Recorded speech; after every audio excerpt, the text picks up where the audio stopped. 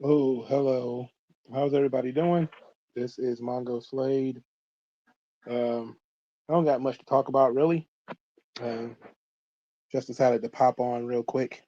My plan was actually to discuss Andrade's non-compete now that some professionals have jumped in to talk about it, and I was going to get their professional perspectives, but now my Twitter account isn't working on my tablet. So I can't.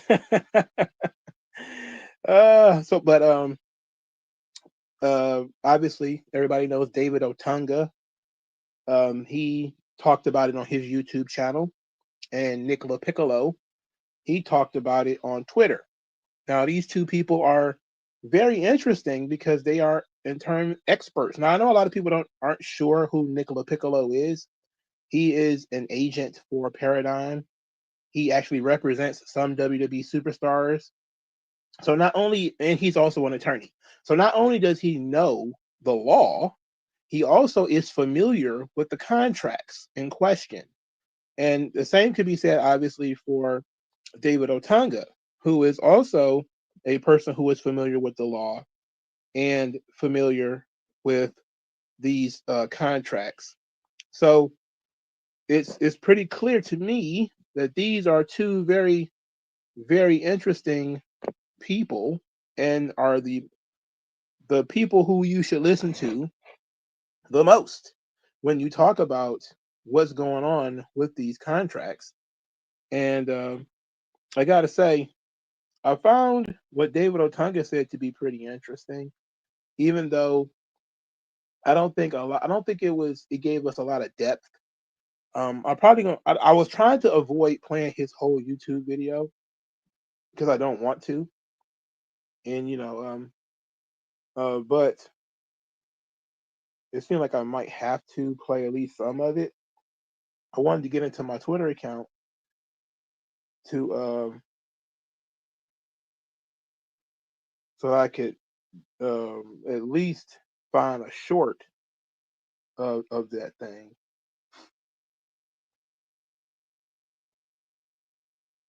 Mm,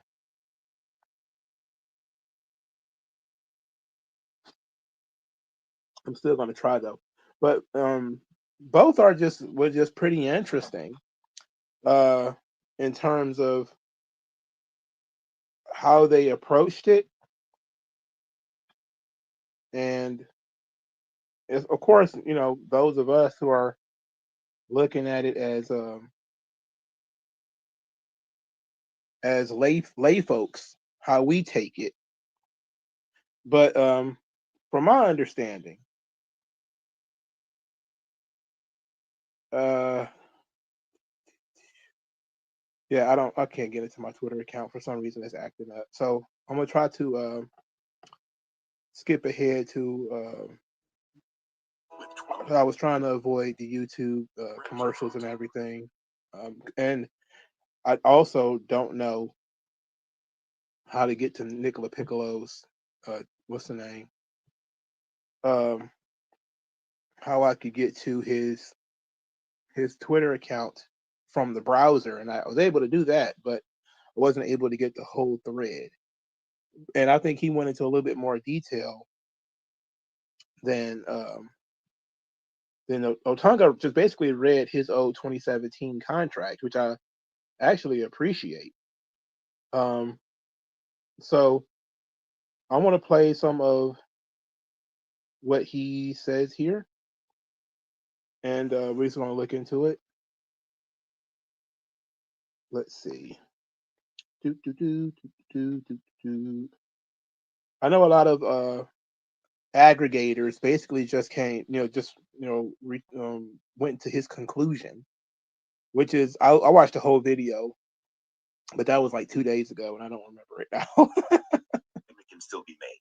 However, when WWE is not compensating the talent, I don't know how they can enforce this. In this situation with Andrade, he has been given a 1-year non-compete that is not compensated.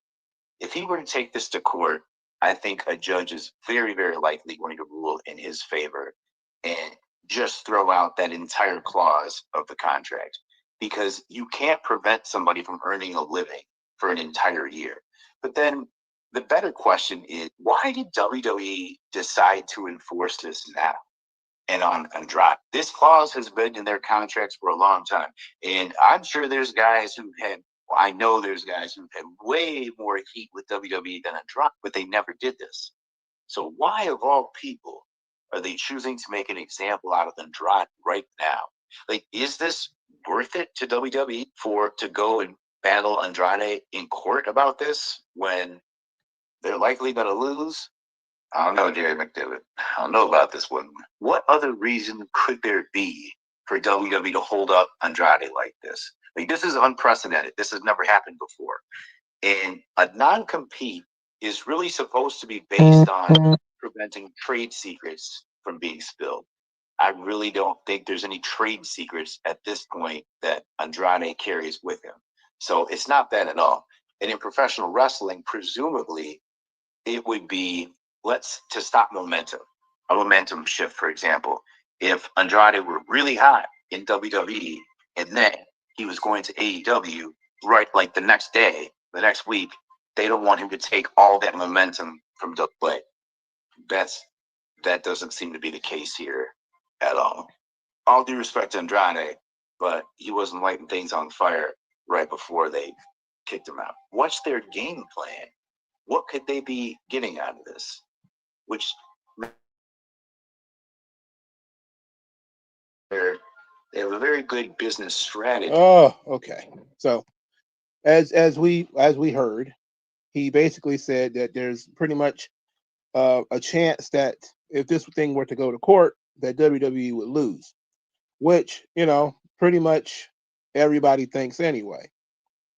But the reason I had to change my password, so maybe I can get into my Twitter account now. And maybe I can find the Nicola Piccolo, because I think he actually explained it pretty well in his tweets.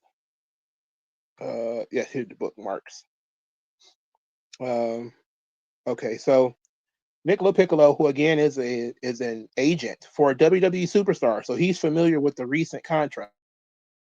This is what I wanted to let people know, is that David Otunga, who was reading a WWE contract, he was reading his WWE contract, which he said was from 2017.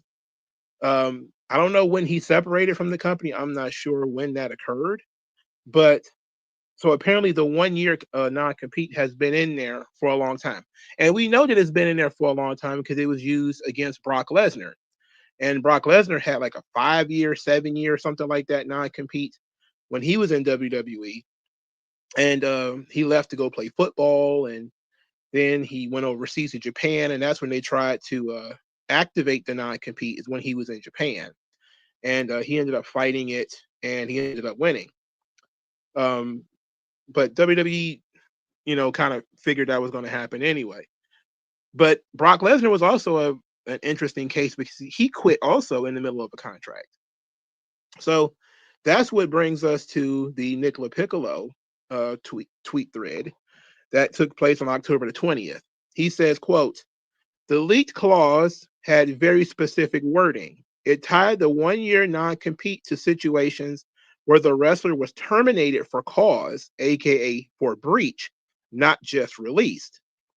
That distinction matters. When a company fires you for cause, it's saying you breached, which gives them a stronger legal basis to enforce surviving restrictions like a 1 year non-compete. If you are released without cause, that's the company ending the deal voluntarily. In that case, enforcing a long non-compete becomes shaky because they caused the separation. The leaked clause is actually drafted smartly. It limits the 1 year non-compete to a for-cause termination, where the company can plausibly claim a need to protect its interests. But that doesn't make it bulletproof. A top-tier entertainment litigation team could still challenge whether, 1, the termination was truly for cause, 2, the restriction is overbroad in scope and or duration, Or 3, it violates California's or any other state's worker mobility laws. WWE could have the clause and it could look airtight on paper, but the facts of each termination and which state law governs decides if it holds up. So yes, it's legally plausible, but still absolutely open to challenge depending on the jurisdiction, timing, and underlying conduct. Now, David Otunga talked about WWE specifically, their contracts have to be challenged in Connecticut. Let me try to find that part of his video. Let's see here. Damn, I'm screwing up a lot, but I had to reset my whole damn thing. Let's see. It's in his video somewhere that you have to challenge WWE contracts in Connecticut because that's where the company is. No, I think is it a Delaware company? I'm not sure which one it is. I haven't looked it up in a long time. But his WWE contract, which is again from 2017, is going to be different from whatever contracts the TKO group has now. But they seem to be similar enough that you can make a comparison, because they don't sound too different from when David Otunga read his contract. Let's see here. My God, I hate using this damn thing. Let's do this. All right, so let's play this part.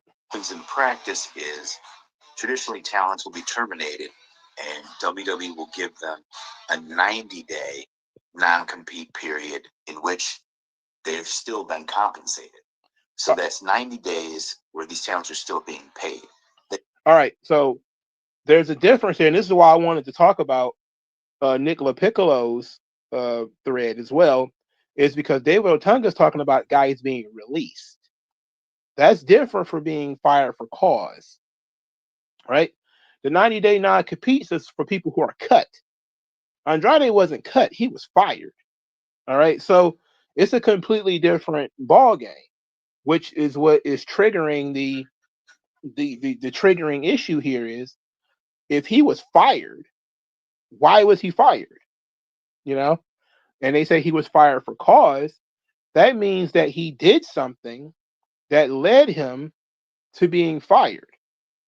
So even though I really don't care whether it's for cause or not, I don't like the idea of a 1-year non-compete, especially for an on-screen talent, especially an on-screen talent who was basically a mid-card talent, and not only a on-screen talent that was a mid-card talent, but also it's unpaid. That sounds nonsensical. If we're being honest, it just sounds like bullshit. Compensating them. So that right there, we can go back to contract law 101. It has to be equal on both sides, or where you're giving up something in exchange for something else. But in this situation, that talent would be giving up their right to earn a living in exchange for nothing, because they wouldn't be compensated by WWE. But it's different when WWE pays them something, because now they have a little bit more leverage for the contract to be seen as somewhat reasonable, but the argument can still be made. However, when WWE is not compensating the talent, I don't know how they can enforce this. In this situation, I agree with that. And in my understanding, there probably is some kind of compensation being had. It's probably being very low key in terms of how much of his downside guarantee, but it's also up in the air. Look, PW Insider Elite, they also came out recently and claimed that WWE is trying to bring Andrade back. And I don't even know if that makes sense. If we going through all of this, you know, we fired the guy done popped up on AEW TV. We had to send a cease and desist to AEW to get them to come back, to get them off AEW's TV. Now, here's what PW Insider is saying. It says the belief within wrestling circles in Mexico is that WWE is trying to use Andrade's 1-year non-compete clause to bring him back. No one in WWE has confirmed this, but that's what's being discussed in some close-knit circles in Mexico. Andrade continues to be advertised for indie shows in Maine and New York. So a lot of this is going to be very confusing, and a lot of it doesn't make much sense. Now, when I read the Ring of Honor contracts for the Kelly Klein lawsuit, there was non-competes in that clause too, but it wasn't really a length of time in the non-compete. The non-compete was basically you couldn't work for televised wrestling promotions that are competitors for a certain amount of time, which basically at that time was TNA and WWE, which means you could work for indie promotions. But also, that was actually during the active part of your contract. So you were an independent contractor. You could work whatever you wanted. You just couldn't work for WWE or TNA because they had competing television products, which I think is extremely fair. I don't think there's anything unfair about limiting what an independent contractor can do when it comes to going back and forth with competitors. I know a lot of people try to compare them to painters, but it's not the same thing. A guy painting your house, he can't paint the house down the street. Well, you and the house down the street are not competing. All right, there's not hundreds of millions of dollars in rights fees, and on the line here. So no, it's not the same thing.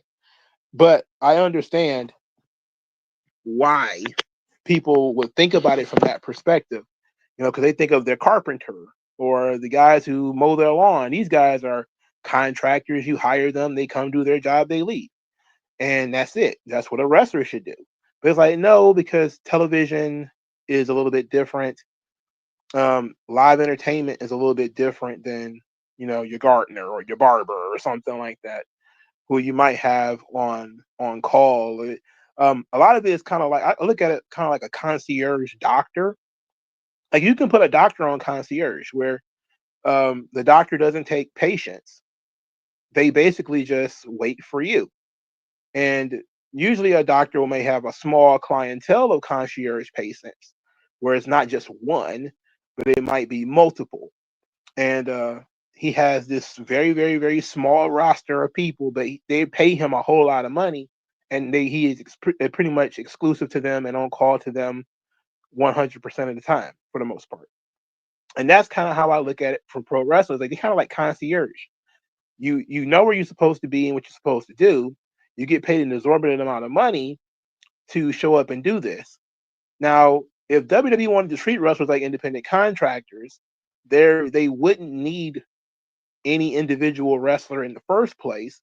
It would all just be you can just use whatever local talent shows up. And there's promotions that do that. Like I think GCW is one of them, where they'll have certain talent that follows the promotion around. And then they'll also just add local talent to the undercard and stuff like that. So there's people who will work Columbus, Detroit, and maybe they'll go as far as Indianapolis. But when GCW goes to Seattle, those guys ain't going that far, and there's stuff like that too. So that's kind of like my vision of it and how I view it. And I think that it's fair. I think that people simply don't understand that you have a right to protect assets and you have a right to utilize assets and to limit the work of assets if you're paying them a whole lot of money for it. It's not the same thing as if you work at Burger King, you can't also work at Amazon at the same time. That's not the same thing at all. So, I get why people think about things that way, but it's not the same thing. But I also beg the question that whether Andrade is worth all the trouble. WWE had gotten into quite a bit of trouble with these non-competes before. I know Alberto, when he got fired several years ago, he had a non-compete, and there was a big deal about that too.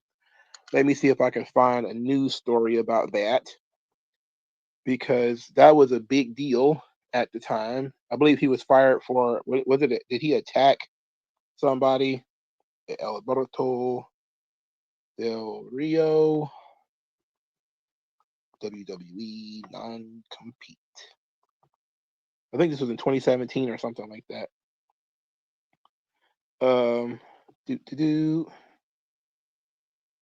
Let's see. Okay, it was 2014. And they said he got fired for unprofessional conduct. But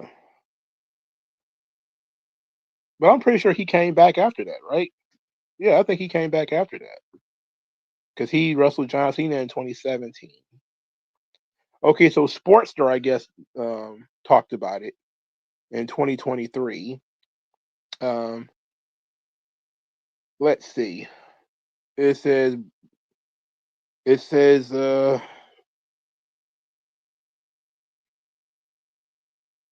what is it?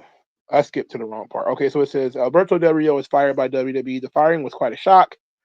Multiple time world champion. It says that a social media manager working for WWE made a racist joke, and Del Rio confronted him, demanded an apology. The guys refused, so he slapped them. It says, as stated, all WWE contracts include a non-compete clause effective for 3 months. That's only for people who are released. Wrestlers are prohibited to wrestle for another promotion as a means to curtail their bargaining power. Del Rio grew up in the wrestling business. He was wrestling the next month, and it says, I guess he sued WWE to get out of the non-compete. It says Del Rio himself implied that he won a legal battle during a press conference to promote his match. He thanked AAA and his lawyers and termed the non-compete with clause was unconstitutional. Well, that's not true, because the FTC just discussed this. What was this, last year or 2 years ago? And it was not unconstitutional. It was not unconstitutional. So it's Del Rio says it is unconstitutional that you cannot work. Thanks to lawyers and support of AAA, I can fight without any problems. So I guess AAA got him an attorney to get out of the non-compete back in 2014. That's how he went to go work for WWE. Now wait a minute, what are we talking about? Wasn't he in TNA in 2017? I think he ended up in WWE around 2018 or something like that. I'm pretty sure he did. I don't remember though. We'll get there.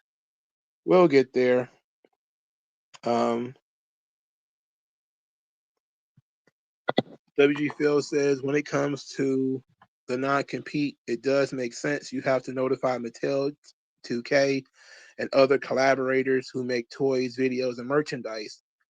He said 2K22 had Keith Lee, Karrion Kross, Iconics, and Buddy, and they were all released. Yeah, and all of these people were released at one point in time, and that dates the product. So yes, I mean that is very important. And that's something people aren't thinking about, is when you sign a person for their name, image, and likeness, it does take a long time to have some of this stuff roll out.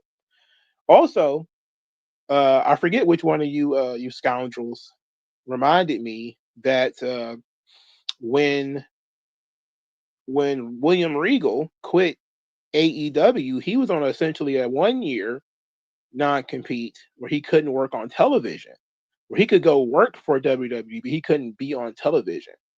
So, I mean, these things he wasn't a wrestler either. He was an on-screen personality, but he wasn't a wrestler. So, I mean, it's a pretty crazy thing, these non-competes, I must say. I don't necessarily like the idea. I mean, look, I get it. I know why people don't like non-competes. I get why folks are not a fan, but I look at it from the perspective of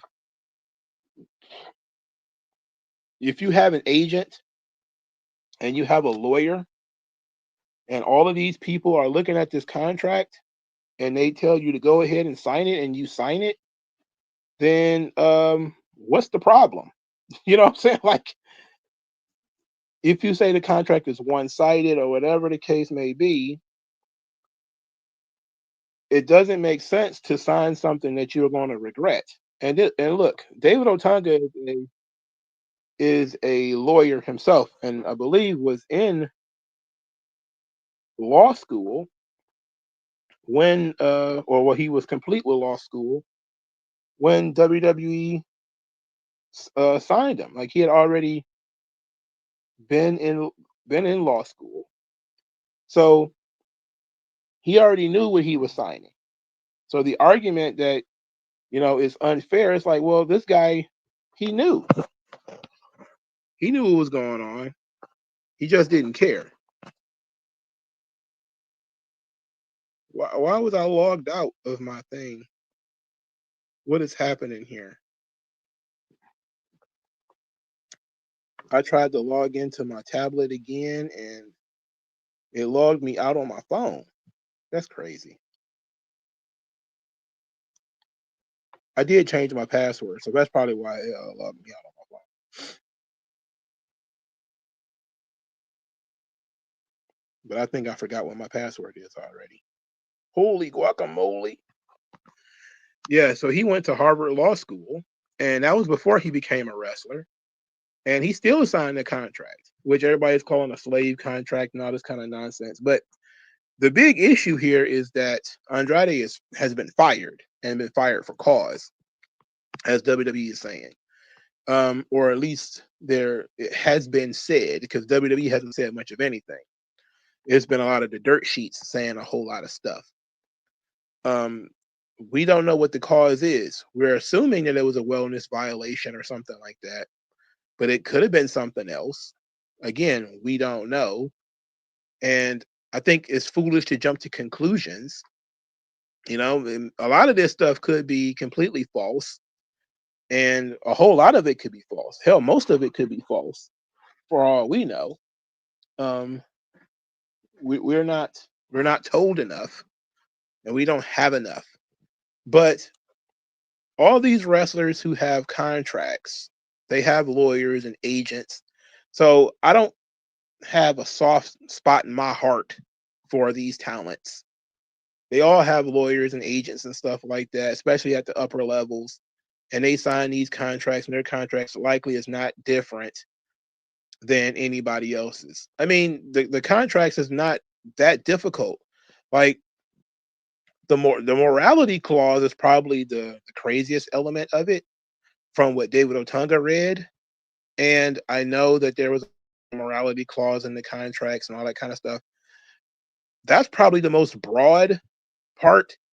But the stuff that is pretty basic about, not making the company look bad, don't get arrested, or, don't be a rapist or a murderer or anything like that. Show up to work on time, in shape, don't do drugs.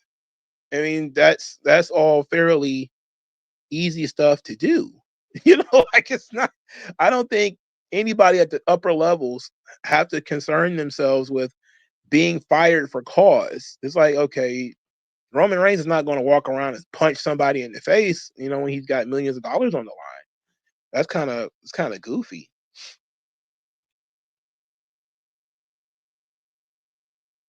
AJ3 says, did you hear about Dani Palmer trying to encourage women released from WWE to stop doing OnlyFans, which caused her backlash with Mandy Rose?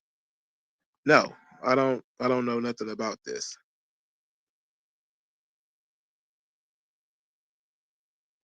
This is an interesting thing.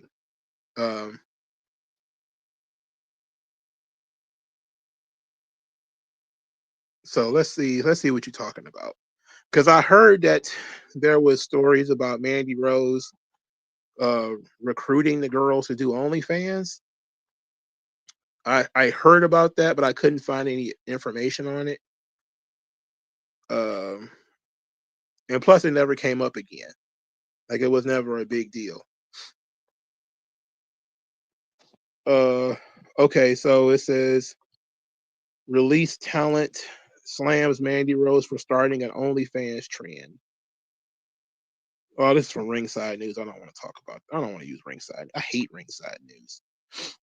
Is there any other site that I can use?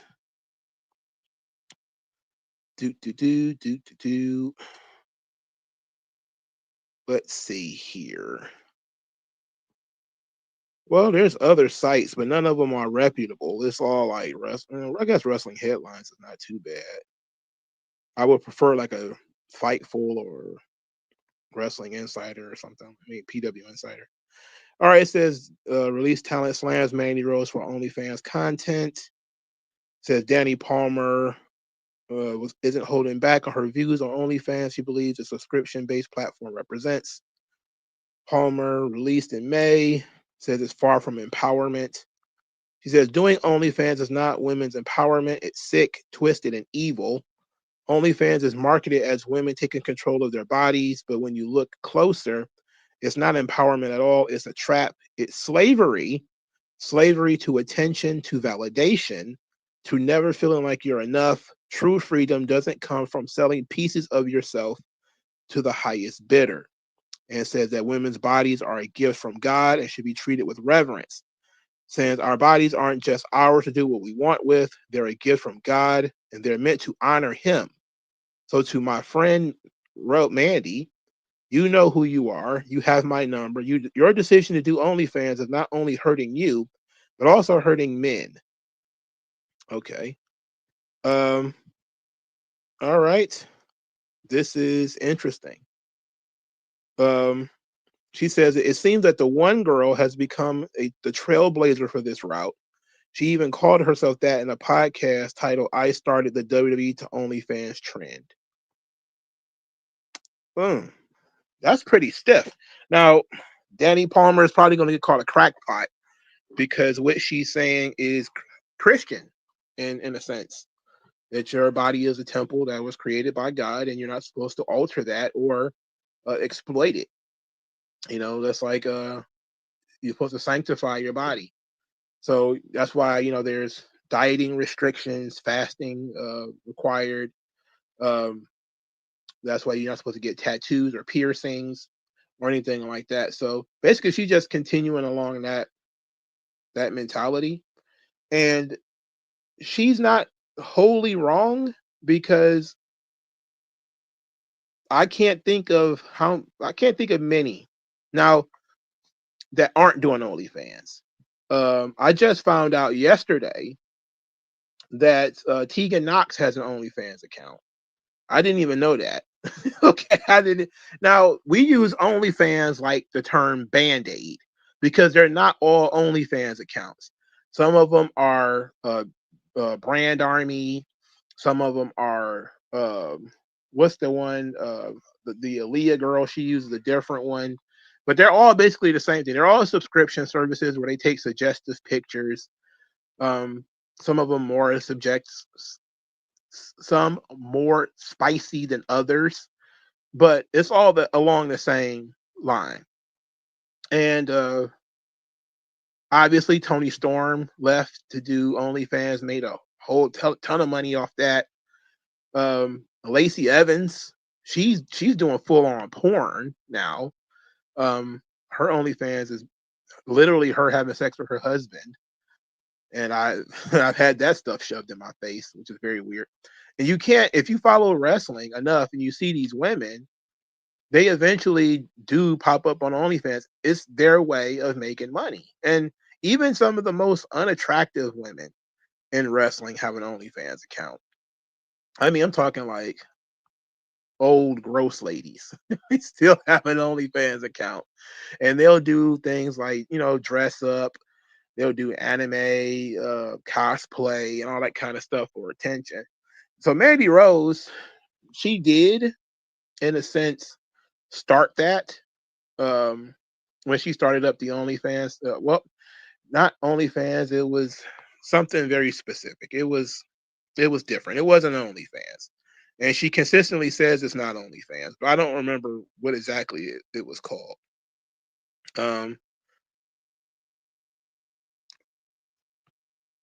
D905 says, I want to know what Samantha did to get 2 years, though.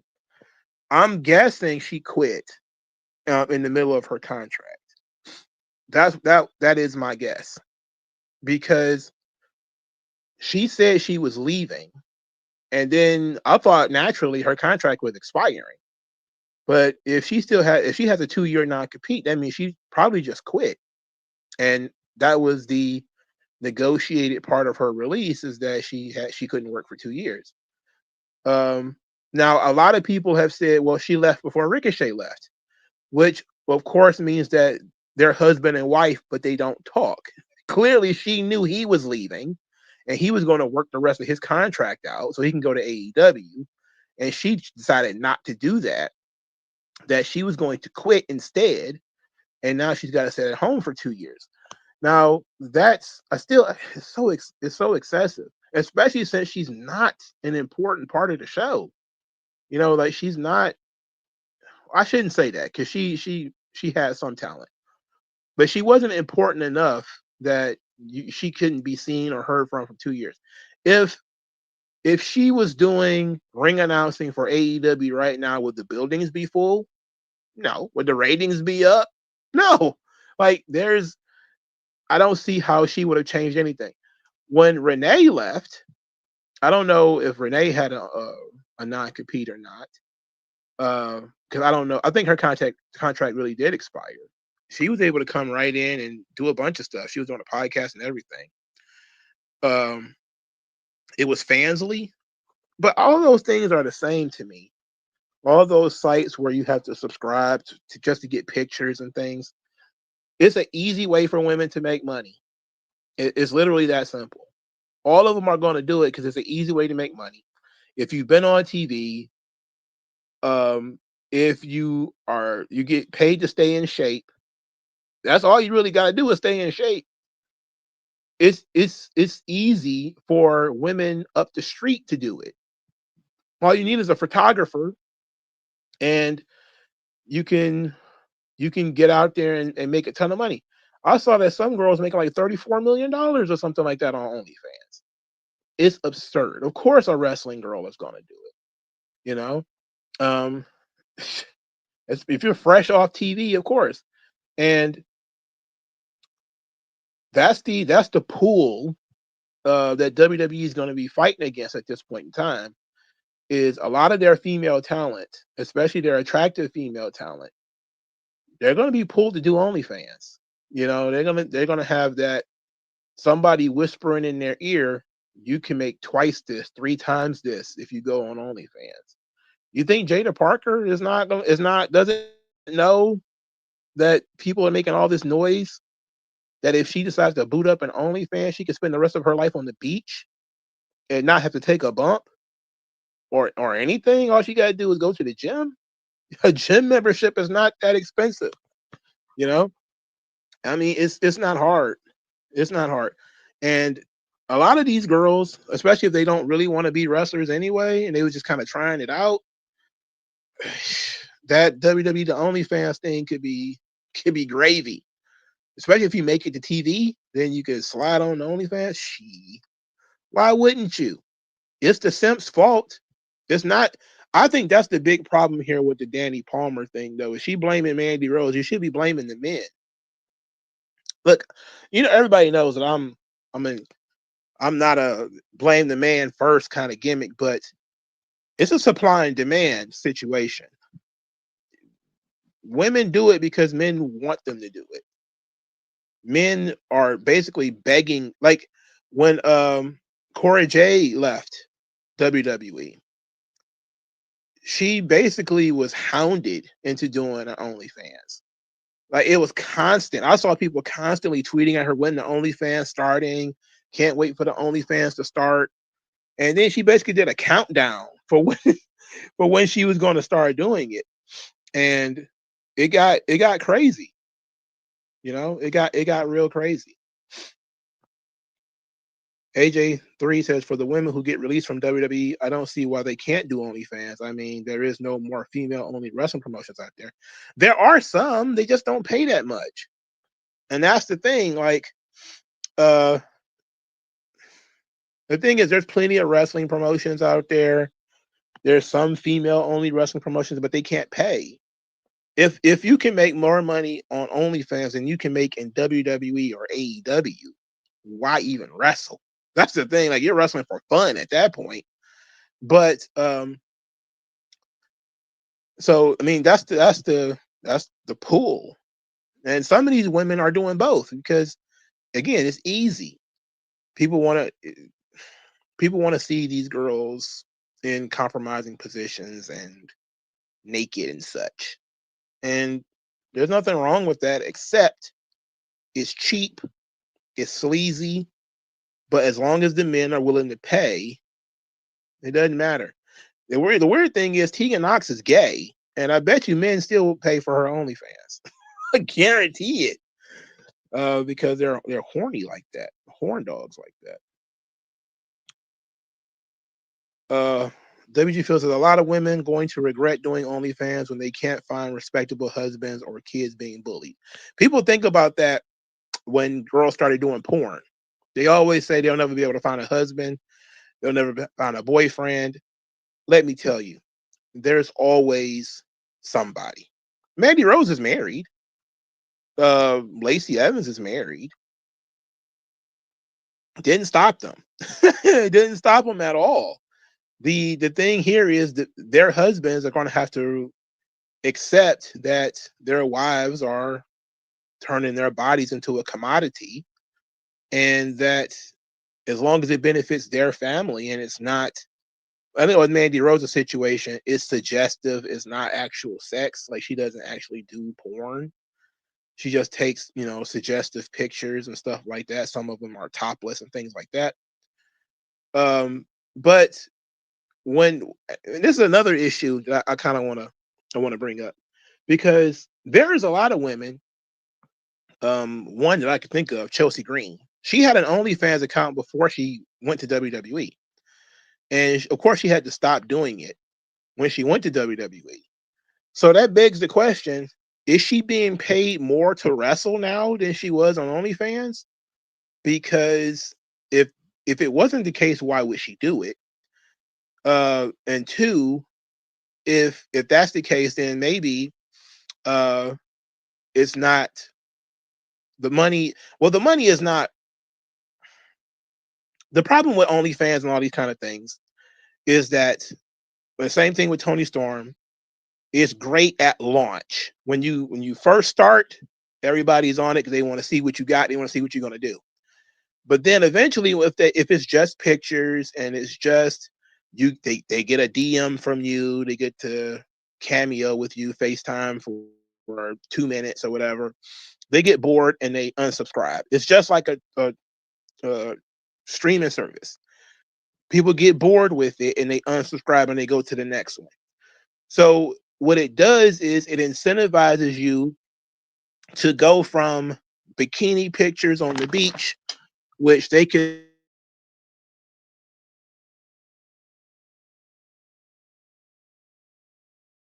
I can see this on Instagram. Why should I pay you to see you in a bikini?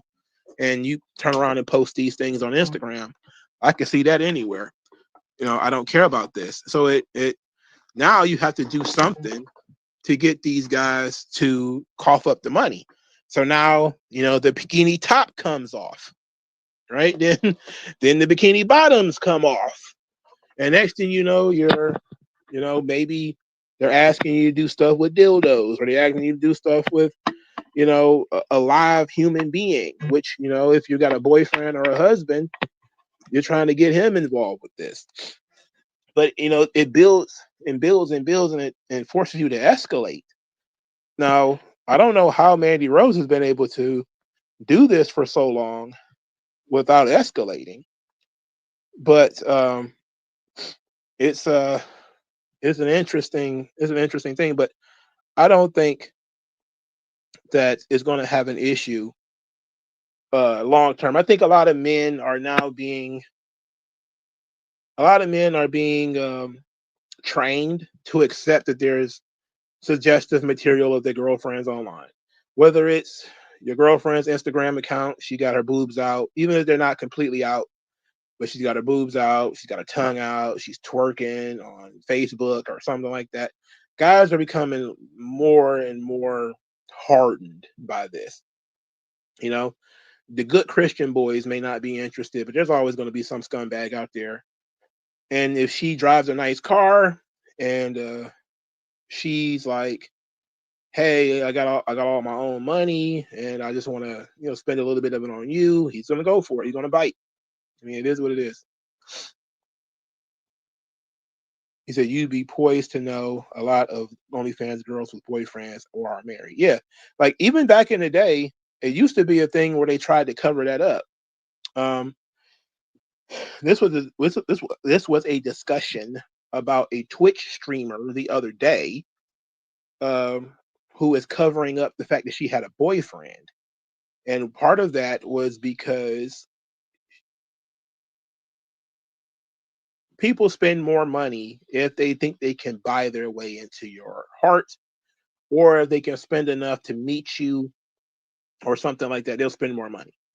If they find out you're married or that you have a boyfriend, they still may spend on you because they might try to steal you, but ultimately the business model is not as it doesn't work as good. So it's an interesting thing. People don't even care about that anymore. You know, you say you thought Mandy did fan time first. Like I don't know what it is. I don't know what it's actually called. So I'm not entirely sure. WG Field says Lacey's husband is the only co-star, so that kind of works. But her daughter, who they had on a corn dog commercial, is going to get bullied. Um, that's if they find out about it. And her mama, her mama was on TV, and I can see her daughter saying, "Mama was on TV. She was a wrestler," and nobody really knowing that her mama is, sucking her daddy's dick on OnlyFans. I mean, I wouldn't do that because I wouldn't want, put my child in that position. But I don't know, man. Lacey F is kind of white trashy anyway.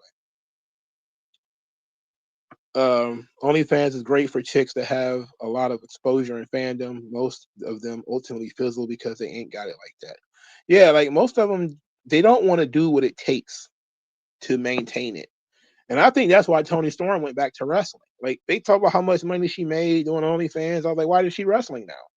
Well, it's clear because the money is there. She's still a beautiful girl. She still had a great body, but it's been 4 years, I think. Is the money still there? How many subscribers do you think she's lost since she started doing OnlyFans? Um, I don't know. She's probably lost quite a few at this point. You know, um, I haven't heard anything like her content was leaking all the time too at the time, and I haven't seen no leaks or anything. Like it just kind of that's the thing. Like again, it starts out with a bang, and then over time it kind of peters out. It's the same thing with these girls modeling and stuff like that. Like a lot of these women's wrestlers that are seeing now that there's a tons of opportunity if you can stay in shape. There's plenty of outside the ring opportunities for women, and this is going to make women. They may not get paid the most to work in the ring, but they're going to get paid more than men once they figure out how to get these women with modeling contracts and get these women. I mean, because you have tons of these women end up modeling and stuff anyway. You know, Corey Jade is modeling now. Sky Blue is modeling. You know, she's walking on, she's doing fashion shows. Like they're getting paid a whole lot of money and getting a whole lot of attention for this kind of stuff.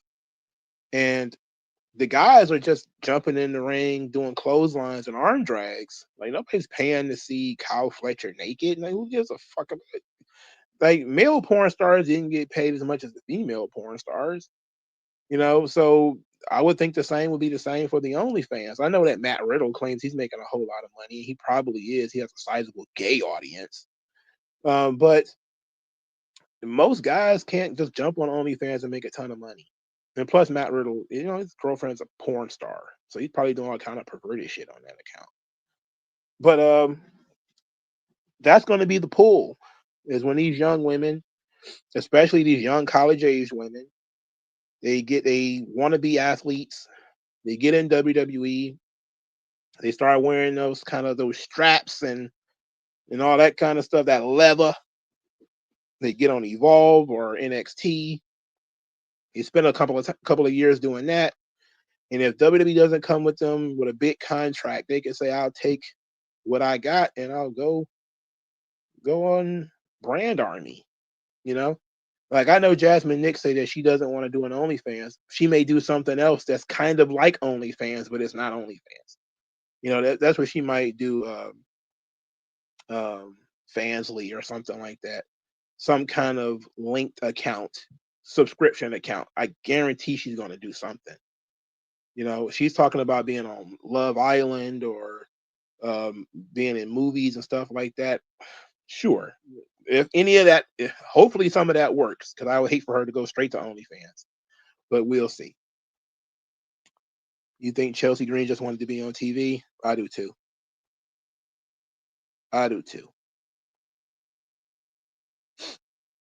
I do too. The 34 arrested in the NBA scheme. Yes, this has been the interesting thing about this is that you don't need to be a genius or you don't need to be, you know, an oracle, a prophet to see what was going to happen.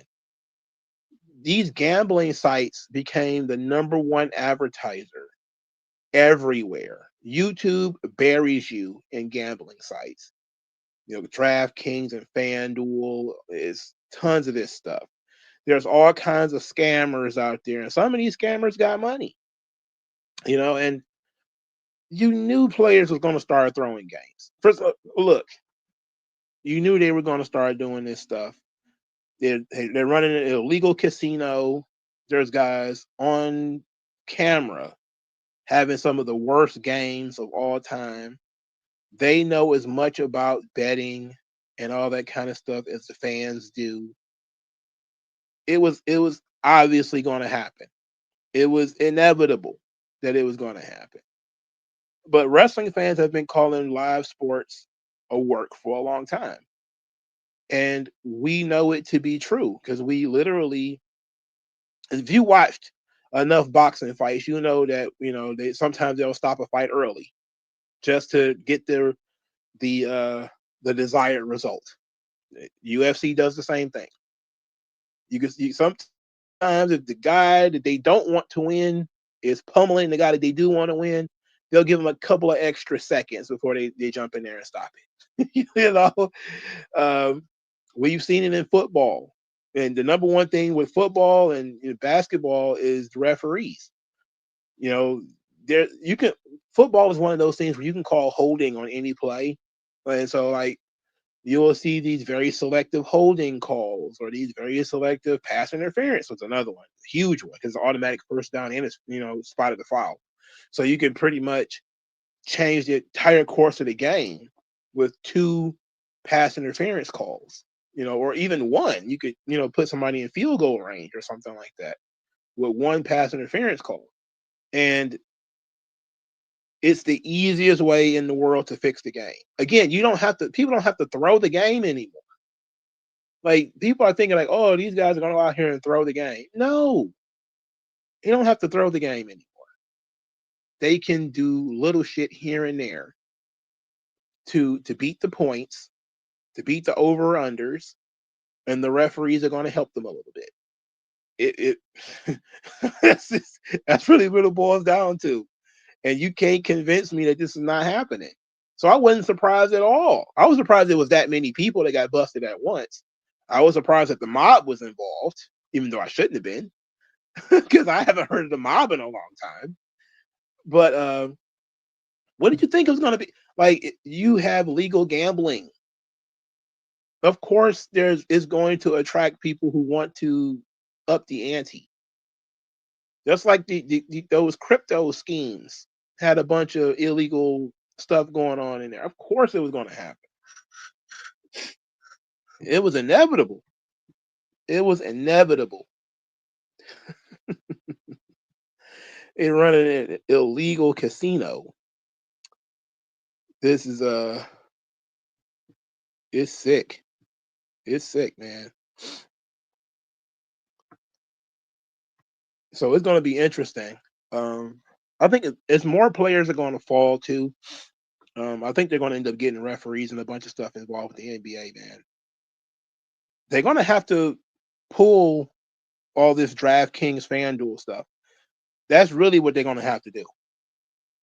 The ESPN is going to have to stop taking that money, and they're probably going to have to talk the leagues into not partnering up with FanDuel and DraftKings and stuff like that anymore, because this is a big ass story, and it's almost, well, depending on how many players and coaches and stuff, like players and coaches are already caught up. How many of these people get caught up? How much time they're going to get?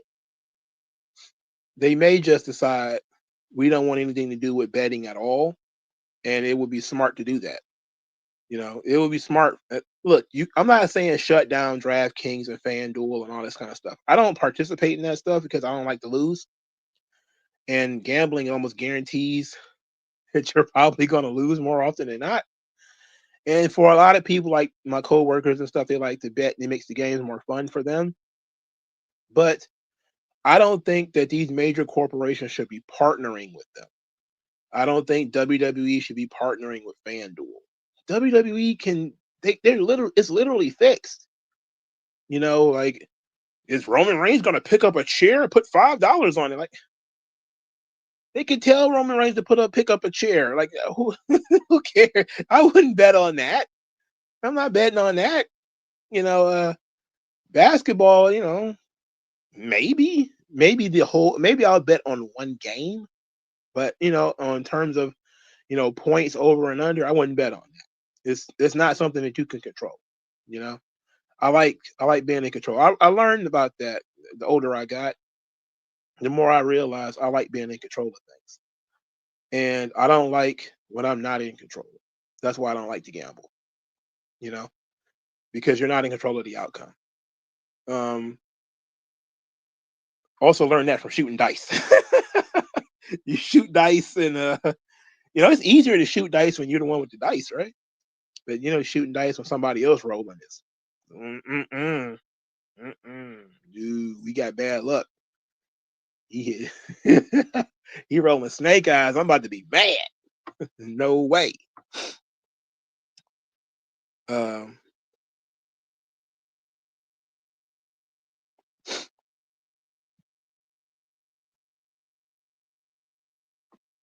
I think young men should stop gambling, though.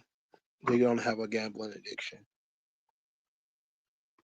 What's my thoughts on Jim Ross being exposed as a racist? You know, it doesn't really surprise me. I'm willing to give Jim Ross the benefit of the doubt because it seemed like Devon and R-Truth, because I didn't know about the R-Truth thing. One of you scoundrels put it in the comment section that R-Truth told a story about Jim Ross, and when I looked it up, it was about I believe he said it was Bruce that said it. But then I looked up another clip and he said it was Bruce and Jim Ross that told him that. No, he said Jim Ross told him that wrestling is a white man's sport. But just like Michael Jordan can break through, they want give R-Truth the opportunity, the chance to break through. And I was like, that's odd thing to say, but I get what he's trying to say. You know, like I didn't look at it from the perspective of he was trying to down R-Truth. Now, when it comes to Terry Taylor, I've heard quite a few stories about Terry Taylor. And when Booker T on his podcast recently was talking about somebody told him that if he were lucky or something like that, he would have been born white. That sounds like something Terry Taylor would have said. And the reason why I say that is because when I read a lot of those racist things being said in the WCW lawsuits, that sounded like something people quoted Terry Taylor saying. And then Booker T said that he's still friends with him today. Like, Terry Taylor still works in WWE today. But I wouldn't be surprised at all that these guys have prejudices and biases, and that they have these sorts of cultural, what's the word I'm looking for? Insensitivities. They're just not sensitive enough. And when people are relaying a story, you know, sometimes context is missing. So always consider that maybe people are, and I think Devon not saying the name of the person is kind of like at this point in time, we're 25 years after the incident. And I get that you don't want to, you know, we don't want to cancel people and all that kind of stuff. I get that. But it's more important to be accurate than to be offended, as far as I'm concerned. You know, I would rather know who it is so that they can respond than have to jump to the conclusion that it was Jim Ross. And I'm pretty sure it was Jim Ross because he was the head of talent relations at the time. The only guy who probably would have said something like that and it was in a position to say something like that would have been Jim Ross. And or Michael Hayes. It might have been Michael Hayes, but I don't think so. He wasn't in talent relations. He's in creative. So we don't know. But we know that a lot of our modern day racism is guys being insensitive.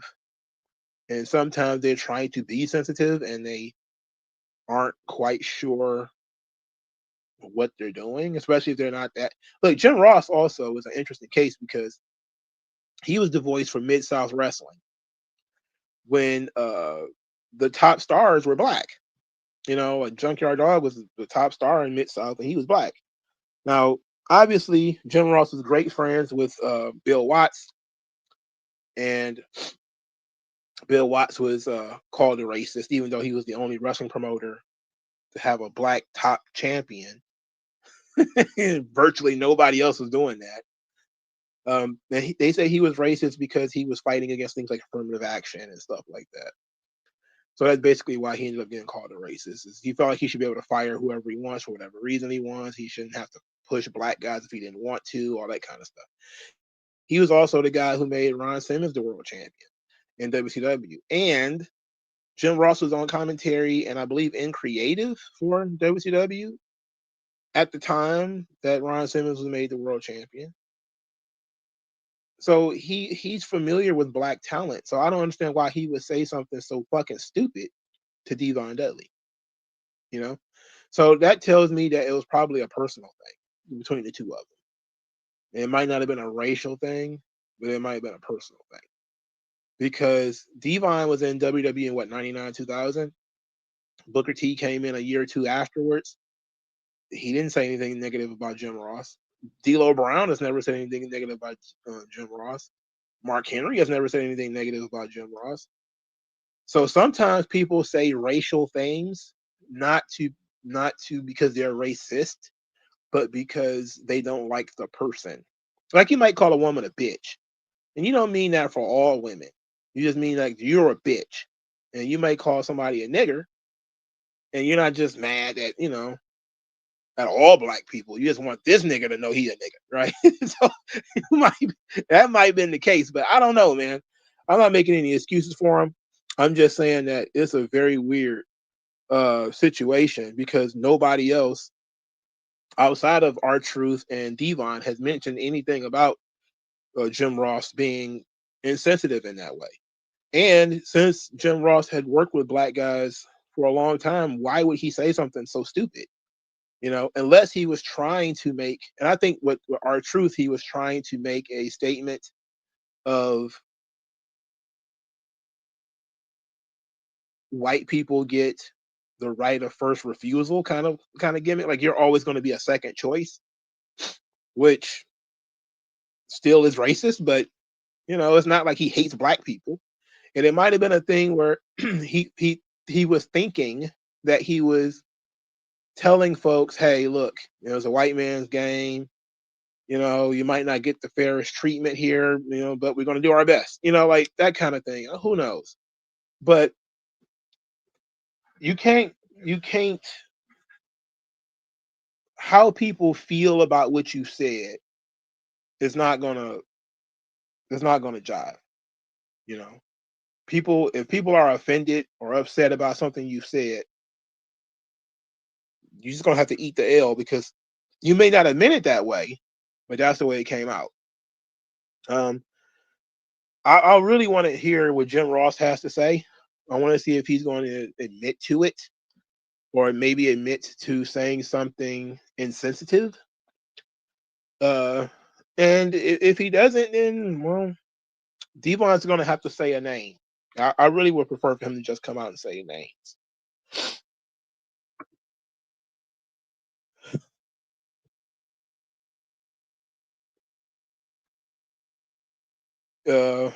A says, do you genuinely think Jim Ross is going to tell someone he doesn't like that person? He never comes off that way. Yeah, Jim Ross doesn't come across as a guy who is like this virulent Klansman. Like when Devon started talking about, you know, guys being in the Klan and all that kind of stuff, I was like, I don't know about that. And then the weird thing about it is Jim Ross was in that episode of Dark Side of the Ring, absolutely excoriating Ludwig Borga for having a Nazi tattoo. If he was telling black wrestlers in 1999, which would have been 4 years after Ludwig Borga left, that they don't belong in the WWE or he doesn't like their skin color, that's weird, you know, because today he's, you know, ripping apart the Harris twins and Ludwig Borga for being Nazis or whatever. I mean, who knows, man?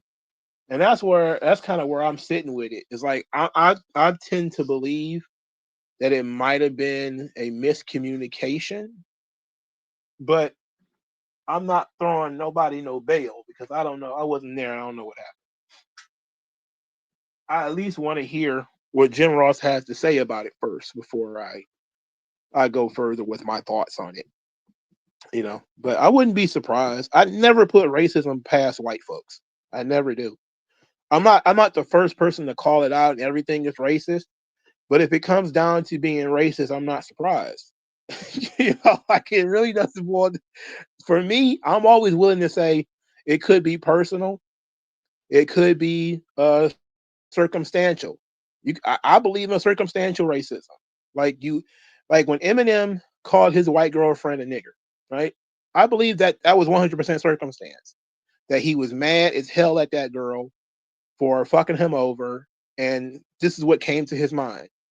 I don't believe at all that he sat down with all of his black friends, and I've never seen Eminem hang out with other white people, and he thinks that they're all just niggers. I just don't believe that at all, you know. But I do believe he got mad, and when you're mad, the demons come out. That's when you get controlled and all kinds of shit happens, especially if you're doing drugs and drinking and all that kind of stuff. You know, not to make excuses, but people are not themselves when they're seriously hurt and they're, you know, seriously bothered. People think, oh, that's when your true self comes out. No, it's not. I work with mentally ill people, man. They say all kinds of foul shit to you, and they don't mean it. You know, like uh, when I used to work with mentally ill people, racism is like bare minimum. Talking about killing your mom and all that kind of stuff, bare minimum. They say all kinds of weird stuff. They don't mean any of that shit. They're just very, very upset. And for them, this is the only way they can get it out. You know, everybody handles things differently. Like some people will spaz out and shoot, punch, or whatever. Some people will spaz out and call you names because that's how they deal with their emotions. So I can understand that people might be circumstantially racist. There's no excuse. It's just that that's not what's in your heart, but that's what came out of your mouth, and you're still responsible for what comes out of your mouth. You know, I don't care. Like, if your girlfriend gets mad at you and says your dick little, she might not mean it. She's still responsible for it, but she might not mean it. But what if she does mean it? You know, that's why she has to be held responsible for it. Because what if she does mean it? And it's that kind of thing. You could, if your 14-year-old kid, I hate you, dad, and slams the door, you can chalk it up, oh, you just mad. But what if? What if they really do hate you? You never know.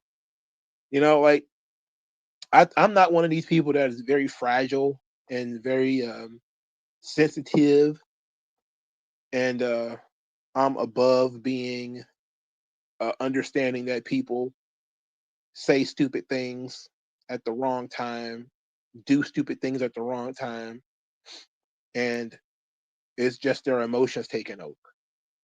But again, I need to know who said it, and I really would like more context about what was going on at the time. You know, but I wouldn't put it past any of these people.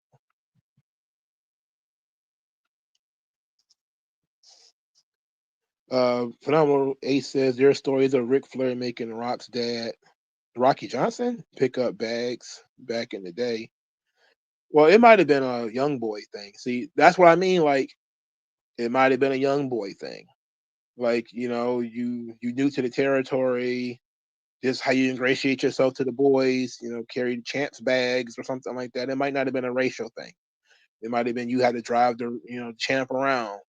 It's not like a driving Miss Daisy kind of thing. It's just if you were white, you have to do the same thing. We don't know. But there's also stories that Teddy Long has said about Ric Flair being racist. So there's that too. I never put racism past white people. I'm always willing to give them excuses though. Yeah, like Ric Flair is, that was weird. Yeah, and Excalibur, there's video of him saying it. Uh, there's video of Excalibur calling, and they've kind of excused Excalibur. That's one of those circumstantial things, right? It was, oh, he was told he could say it. Okay, whatever. He was given a pass to say it. All right, I guess. It's like Vince McMahon when he said it on TV. It's like, oh well, he doesn't really hate black people. He just wanted to say the word on TV. I don't know why he wanted to say the word on TV. He just did. So he did. Very confusing. And I believe the guy that they worked with in California told Excalibur to say it, told other people to say it. I think there's video of Kevin Owens saying it. And it seemed to be just a thing that they did. And I don't know why they would maybe they were pressured into it. Again, we don't know. But there's video of Excalibur saying it. Video of that shit. Bad. Bad, bad, bad. You say it was Human Tornado, and he said it too. Yeah, I think they pretty much pushed it. He pushed them into saying it. And Samuel L. Jackson did that to somebody. He pressured somebody into saying the N word.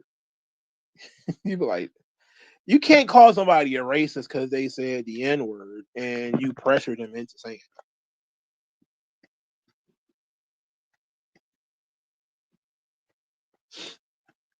You told them to say it. You pushed them into saying it, and then they said it, and now you're like, you're a racist. Like, no, come on. You know, again, you got to put these things in their appropriate context. I'm very concerned about Quentin Tarantino though, because he the one wrote the scripts, and he wrote for himself to say it. Like, that's very weird.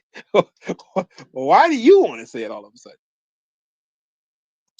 I don't know. Yeah, I knew that was coming though. I knew that they were going to say that he was racist for the Dragunov thing, and I knew it. I mean, I knew it was coming as soon as the 3 count happened. I was like, there's going to be a bunch of people online saying this is Carmelo Hayes' spot, and it's not fair. Even though Dragunov was being pushed before he got injured, even though Dragunov seemed like he was going to win a championship, he was going to be Intercontinental Champion, something like that, before he got hurt. He was going to say, oh, no, it's not fair. And now they're making it even worse, because they're like, look, everybody from NXT 2.0 with any talent has won a championship in WWE. Dragon Lee is a champion now. And they're like, everybody except Carmelo has won a title. And I'm thinking to myself, like, it's getting more and more obvious that he just ain't one of the favorites. And I don't know why. But then I see something like the Creed brothers. They're not even on TV. They're NXT 2.0 guys too. They're not even on TV. They're not even being used. Not even as jobbers. They're just not doing anything, as far as I know. But Carmelo Hayes is definitely a guy people are pushing for. And it's kind of ridiculous. But I will say this, and I mean this. The show got much whiter when Triple H took over. I mean, it did. It got pretty fucking white when Triple H took over. If you look at things from purely a perspective of a lot of different people being pushed, it got pretty fucking white when Triple H took over. And that's where a lot of people come in with the whole, it's racism. I'm like, not really. I mean, a lot of black guys left when Triple H took over. We can ask questions about that. 4 black wrestlers left when Triple H took over? That's a lot when you don't have a lot. You don't have that many in the first place. That's a lot. When there's only like 10 of them on the roster anyway, and then 4 of them leave, that's a lot. That's 40% of your fucking black male roster then took off. And it was Ricochet and the Hurt Business. That's 4. I'm pretty sure there was more than that, but those are the 4 that jump out at me that voluntarily left when Triple H took over. He's been slow to replace those talents. Not that there's black spots or anything like that, but he's been slow to replace those talents. He replaced Bianca Belair when she was at the top of that division. Now she's been out for 7 months with a finger injury. Very bizarre. But he did push Naomi, so he is trying with Jade Cargill. Okay, fair enough. But the show got pretty fucking white. And Asian too, very Asian. The women's division, very Asian. But it also got quite Hispanic too. He brought in more Hispanic guys than Vince did, and he's been doing better with those guys, giving guys like Penta a chance, and guys like Dragon Lee and guys like Phoenix. Probably guys Vince wouldn't have cared that much about. Guy like Damian Priest. So, there's you give and take. You give and take. Are we BIPOC or are we blacks only? Because it hasn't been doing so good for the brothers and the sisters, but it's been okay for everybody else. Asians are doing much better. Hispanics are doing much better. The black people aren't though. Not looking good at all. We back in the tag team division at this point, brother. Hey, it is what it is, man.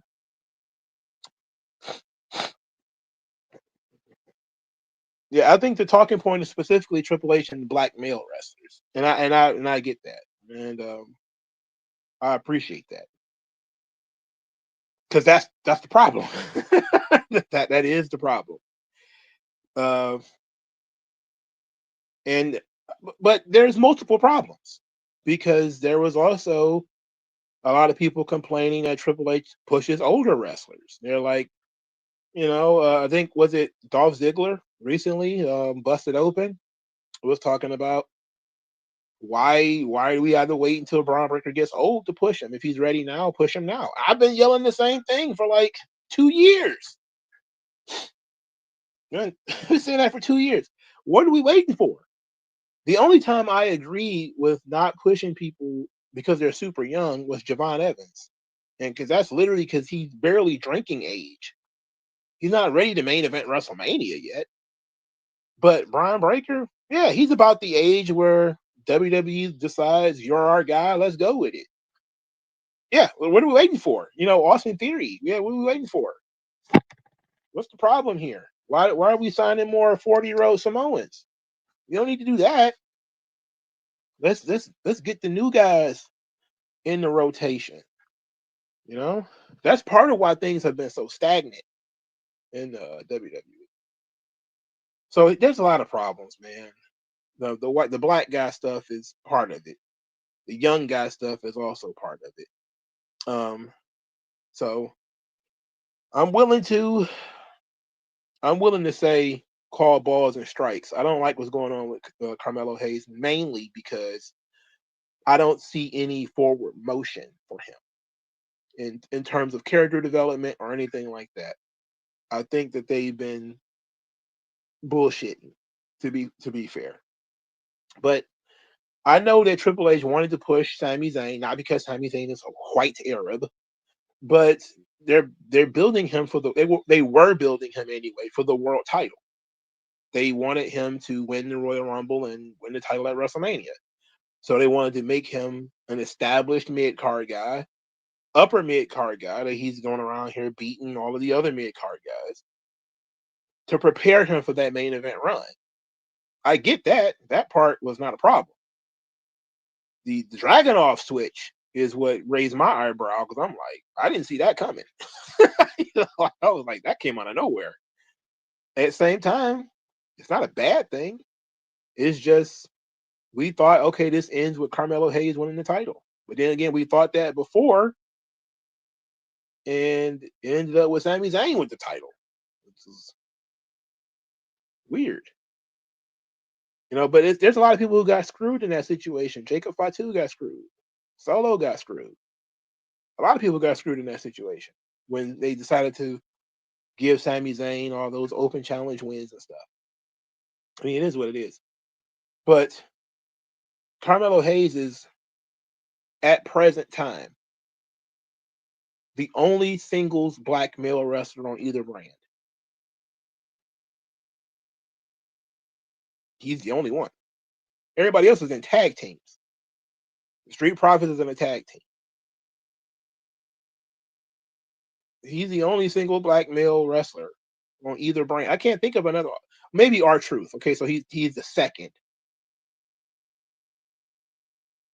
That's the problem. when you don't have a lot, then it makes it obvious when you're not doing something. If you had 6 black guys on the roster, across Raw and SmackDown, 6 singles guys, not tag teams like the New Day and shit, then one guy not getting the push. You'd be like, yeah, there's a bunch of other guys that could get a push too. But when there aren't, now there's a problem. Because now you're looking at it like everybody can get the push except him. I have no hope for Trick Williams. I'm going to tell you why. Trick is not a wrestler's wrestler. Trick is charisma. He's LA Knight black. And they're going to treat him just like that. I guarantee it. They see all the stuff he was doing in TNA and all the stuff he was doing in WWE, and it was great there. Main roster WWE, he ain't a workhorse. He doesn't have good enough matches. That's the bullshit they're gonna throw on him. No good reason. That's not a good reason, by the way. Lex Luger didn't have great matches. He had some. Sting had some. Charisma and personality should take you a long way in WWE. And it used to. But now, not so much. Now, not so much. I'm very concerned about Trick Williams and how he's going to last on that main roster. And I'm concerned about Obafemi, too. I am. You know, it is because again, being big is not the silver bullet it used to be. You know, look at what Triple H is doing with Omos. What is Triple H doing with Omos? Nothing. Nothing. He's not even using them as a special attraction. Just not using them. So that's the problem. You know, that's an issue. And I'm speaking of which, Omos is number 3, but he's not even on TV. When's the last time Omos appeared on Raw or SmackDown? He appeared at what was that, Triple Mania, Worlds Collide or something? He ain't appeared on nothing since. So I don't even think it's fair to count him as a singles act in the WWE main roster. I'm definitely concerned about. I'm not concerned about Ricky Starks because he got Cody Rhodes in his corner. I'm not too concerned about him, and he's in the right age bracket for people that Triple H might want to push. But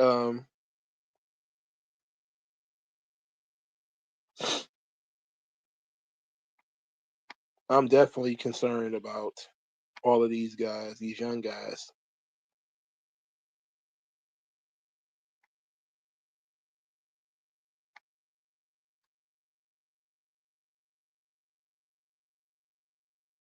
The last time a commie sympathizer was fraternizing with younger women, he got exiled and had to pay child support for a kid that wasn't his. Are we talking about CM Punk? Or it's CM Punk or Sami Zayn? He says it's funny how they hire all the Samoans, but the one guy who wrestled for 10 years to get into WWE gets released. I'm surprised Jacob Fatu or Rikishi didn't vouch for him. We talking about Lance? I don't think he's any good. I haven't even seen a lot of stuff that he did. Lance, I think I've probably seen him in MLW. I'm surprised they had him under contract and they didn't use him. That's the thing that throws my. Yeah. After I saw Ricky Stark's childhood picture, I stopped being concerned about him. When I saw that hair, I was like, no, he's going to be fine. It ain't nappy enough. He's going to be fine. He probably got like a black ancestor or something like that. He's going to be fine. It's a weird situation because I'm okay with you. I'm okay with guys not being champions.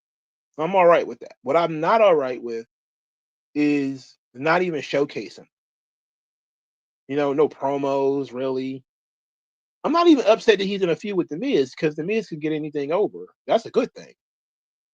You know, better than Carmelo feuding with somebody who, you know, can't get him over and he can't get over on that guy. And they, you know, like he worked all those matches with Andrade and those shits didn't do anything for him. You know, like he went and walked in and worked all those fucking matches and everybody just kind of golf clapped through those things and now nobody cares about them. People more talking about Andrade's contract.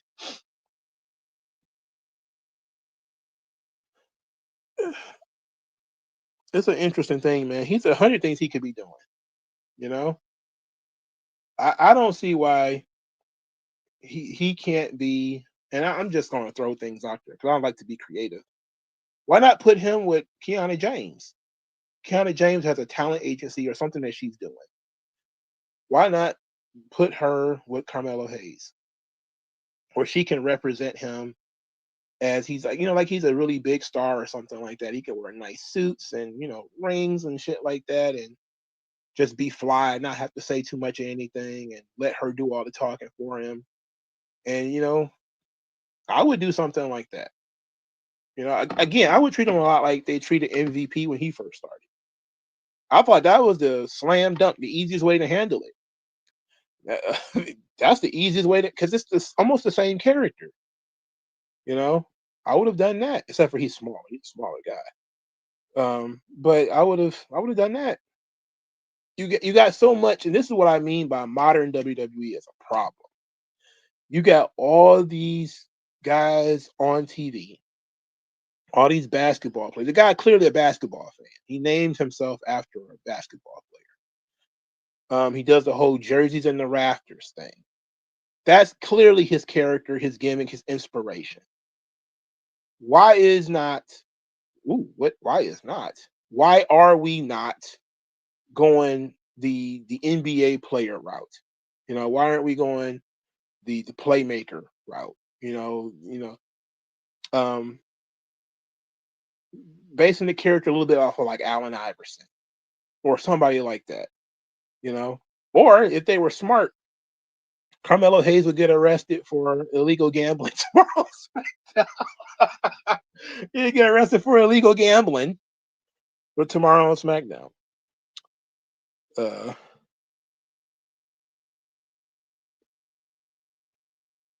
Aren't the Usos and Jacob from the Bay Area? Yeah, they are.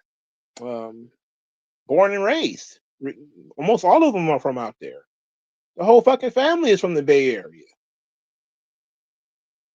That's the thing, that the whole fucking family's from out there. Rikishi's from out there. You know, like they of course spent their whole lives traveling, but yeah, the whole fucking family is from the Bay Area. That's why they talk like that. You know, that's why they had grills and shit. You know, like people think like, oh, they're trying to steal black shit. Like, it's black shit. They grew up in the mud, man. Get the fuck out of here. The Hispanics are like that too. The Asians are like that too. I was sitting here. It was during the time like I have these fascination with gangs, you know, where it's an on and off fascination. And I saw an Asian blood, face tattoos, I think he was Filipino or something like that. And he had, you know, grill, face tattoos, whole 9 yards. And I was just like, interesting. But he was from South Central or something like that. It's like, yeah, well, it's crazy how people can say you're a product of your environment, and that's a good excuse to be as ignorant as you want to be. But when other people who are also products of that same environment, they're not supposed to be the same. That's weird. How is, you say like the black dudes who, face tattoos and grills and dreadlocks and everything, they're like, oh, they're just products of their environment. But when you see a non-black person who grew up in that same environment and they have those same inclinations, we say that that's not. They're just copying black people. It's the product of your environment. If they grew up in the suburbs, then it would be completely different. They wouldn't dress like that or look like that. If they grew up in Idaho and then all of a sudden they're talking like E40 with grills in their mouth, I would say, yeah, you probably got a conversation there. You're from Wyoming, right? But that would be the same if you were black.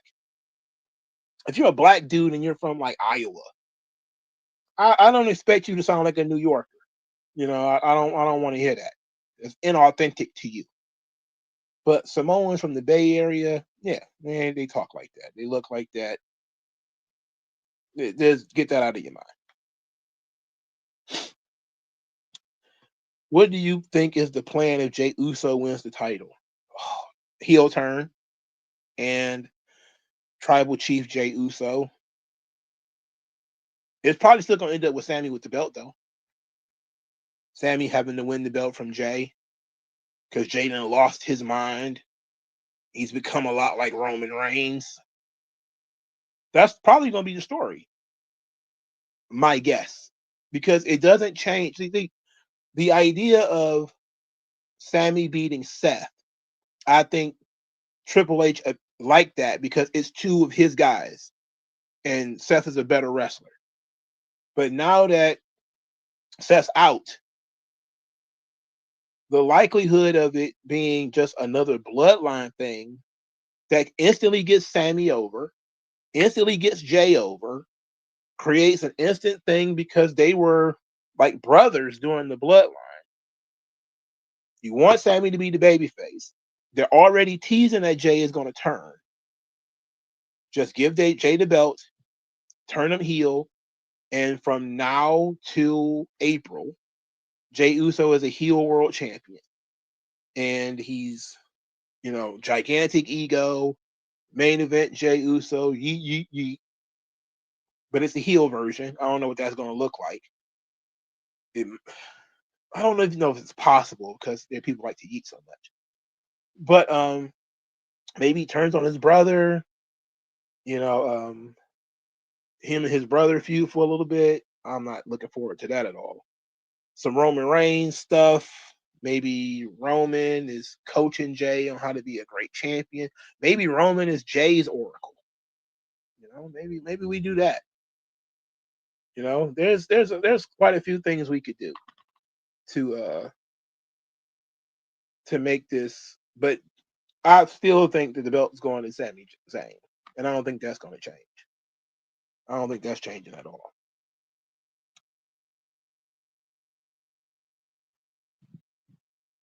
Heel Jay Uso run on top sounds as enjoyable as passing a kidney stone. Well, hate to break it to you, boss, but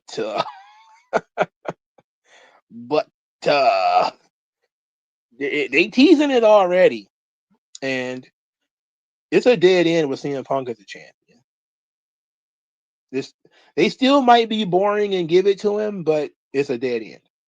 You have far more storyline possibilities with Jay Uso as the world champion and then potentially turning heel.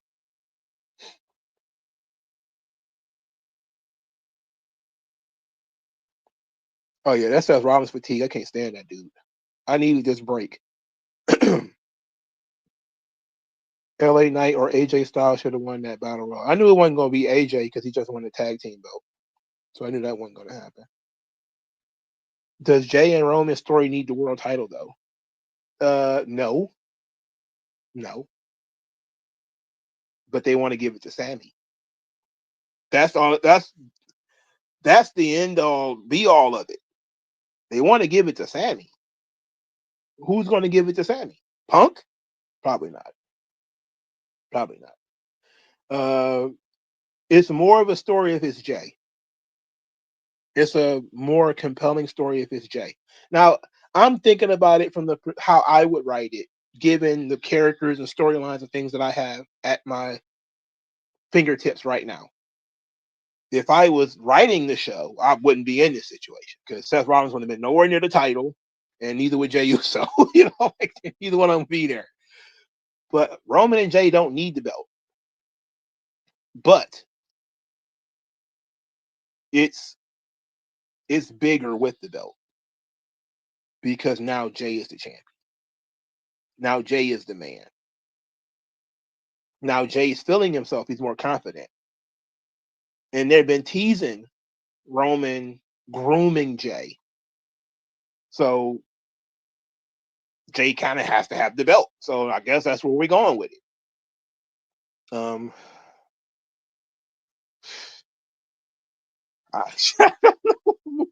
I don't know what more we got left, dog. He just I don't know. I don't know if they should be wrestling each other though. I'm not really a big fan of them wrestling each other though.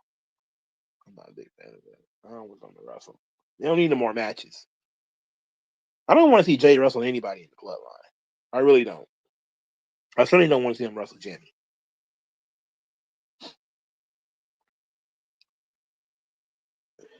I'm not interested in Jimmy versus Jay.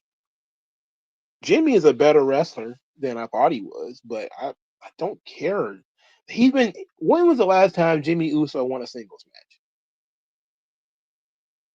Has he ever won one? And now all of a sudden he's going to be a top contender? That's all bloodline shit, man. all bloodline shit. Jay versus Roman, that's gonna be terrible. It's gonna be not good.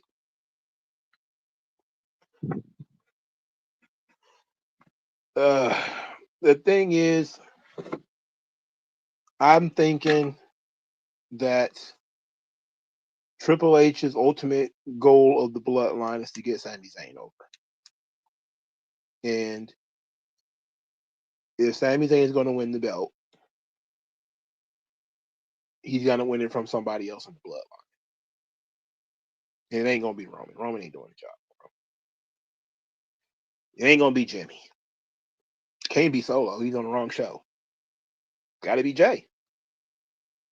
Every member of the bloodline has lost their mind except Jay. And Sami Zayn and Jay have that brotherhood relationship. If I'm writing the show, given the characters and the storylines and stuff that I have right now, the best option is Jay Uso versus Sami Zayn. Like it or not. Now, how we get there in terms of Jey Uso's title run, that means he's going to beat CM Punk. It means he may beat him again. And it means he's probably going to end up beating LA Knight twice or something like that in order to get there. Probably going to have to beat him. He's going to win a match at the Royal Rumble, which would probably be a Punk rematch, maybe. There's going to be like a long stretch of time there where it's not going to be about that world title at all because it's going to be about John Cena because he's leaving. So after that, we start the road to WrestleMania. That's when we're going to start our build for probably Jay versus Punk, Jay versus Roman, or Jay versus Jimmy. Maybe LA Knight at the Royal Rumble. He's going to get through that, and it's going to be a clean shot to WrestleMania. So either Sami Zayn is going to win the Royal Rumble, or he's going to win the Elimination Chamber. Now, the Royal Rumble is in Saudi Arabia. The chances of Sami winning it in Saudi, very, very high. And people are going to grumble and piss and be very mad, but that's what it's going to be. And it's going to be 16 minutes of hell before Sami Zayn walks away with the title. To finish his character arc, to change the trajectory of Jey Uso's character probably back towards babyface at that point. They're going to have to do something, though, because they're about to lose John Cena, so they got to do something. And you don't want to run the risk of another one of your top stars getting hurt. So, what else you got?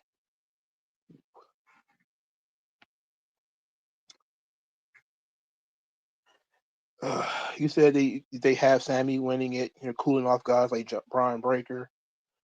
Yeah, it would be better if Brian. Look, I don't want Brian Breaker to drop the belt to Sami Zayn. I don't want that. I don't want that. I would rather it be Jey Uso than Brian Breaker. I'm telling you right now. They did not plan to push Brian Breaker as a solo act. So he wasn't in the plan, so they're not going to do it. It would be smart for them to find some way to get in the belt on Brian Breaker, even though I think they probably would prefer to put it on Bronson Reed because Triple H.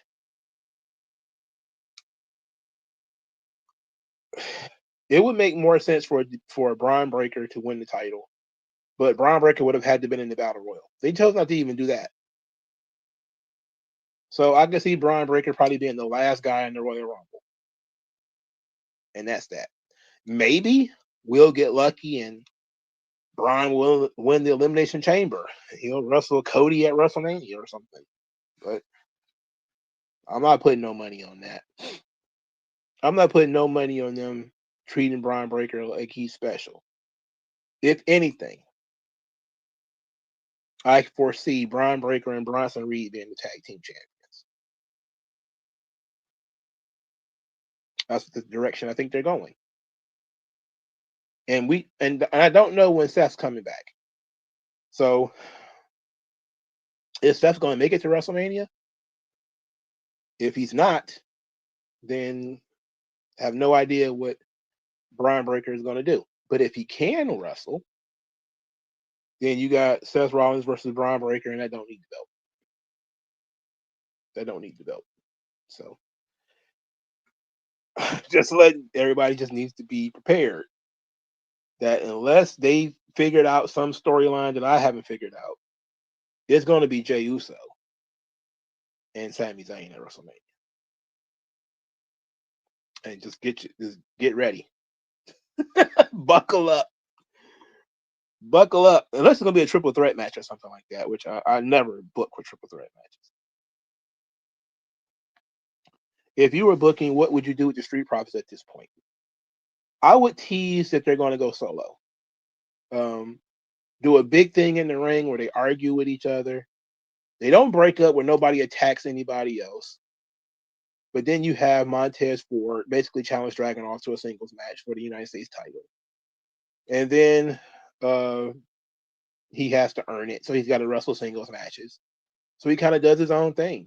He goes out there and wrestles singles matches, and he gets caught up by one of these heels, and he gets jumped, and Angelo Dawkins doesn't come out there to help him. We tease that Angelo Dawkins is going to turn heel. You know, he said, well, Ted's wanted to do his own thing. I'll let him do his own thing. It is what it is. And then, you know, Angelo Dawkins tries to have his own career.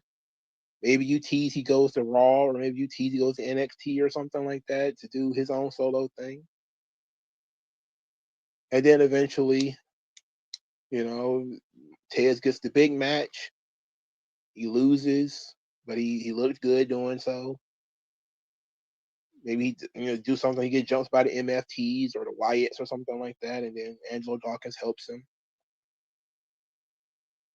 And you don't formally reform the Street Profits, but you show that they're still homies and they still work out for each other. And they still look out for each other. And you reform the Brotherhood based off of mutual respect and the fact that, yeah, the fans kind of want Montez Ford to be a solo act, but he's better together with Angelo Dawkins, and then you reform the Street Profits. Maybe take 4 or 5 months to do that. I think because it doesn't cost you anything. If there is no turn, if nobody beats up anybody, and they just agree to go their separate ways, it doesn't cost you anything. You could tease both of them as solo acts, so you could do that. You could form other tag teams while the Street Profits are separate, and then if it doesn't work out, you can always put them back together. So that's what I would consider. They've been together so long that I wouldn't want them feuding.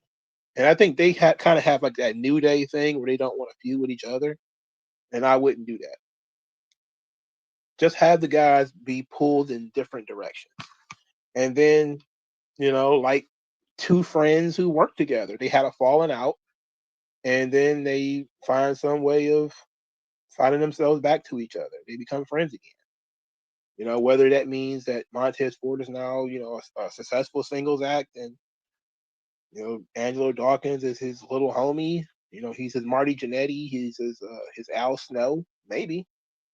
Or maybe Tez flames out as a singles act, and now you got to put the Street Profits back together. You got something fresh with them. But them just not being on TV is not working. That sucks.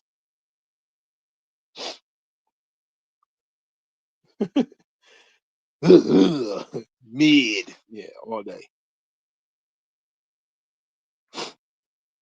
Do you think that WWE should go to one of tag belts? They need to look. The number of championships is not that important. What is important is how you book them. And the tag team championships are booked like shit. There's not enough tag teams. You have more than enough people. You just don't have enough tag teams. You could put people that you're not using in tag teams. that simple. Holy guacamole! You mean I can use people from NXT or Evolve or something like that to put in a tag team? Yes, you can. Why can't you? You got guys that people haven't really seen, and this is part of, I think, why so many people are voluntarily leaving Evolve and WWE ID and stuff, is that there's no forward motion. Some of these people spent like a year, 4 years in NXT or something like that. No forward motion. It's not their fault. It's the perform. It's the company. You know. To double back, the fact that they said there was no interest in bringing Wesley to the main roster was fun. Interesting. Very interesting, right? Oh, he's too small. You got fucking Tyler Bate on the run. Never mind. Never mind, right? I fucking hate Tyler Bate. He's such a dork. See, that's the thing, man. I don't think we're gonna be seeing much of Brock. I mean, maybe they do a Brock Cody match.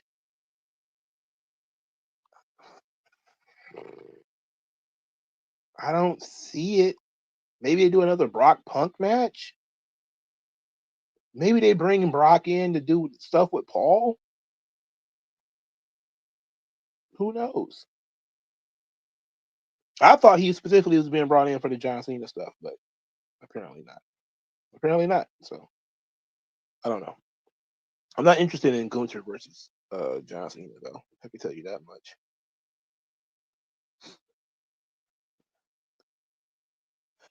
All right, y'all. I gotta use the bathroom, so I'm gonna wrap this thing up. I appreciate it. Thank you guys for stopping by. I'll talk to you guys later.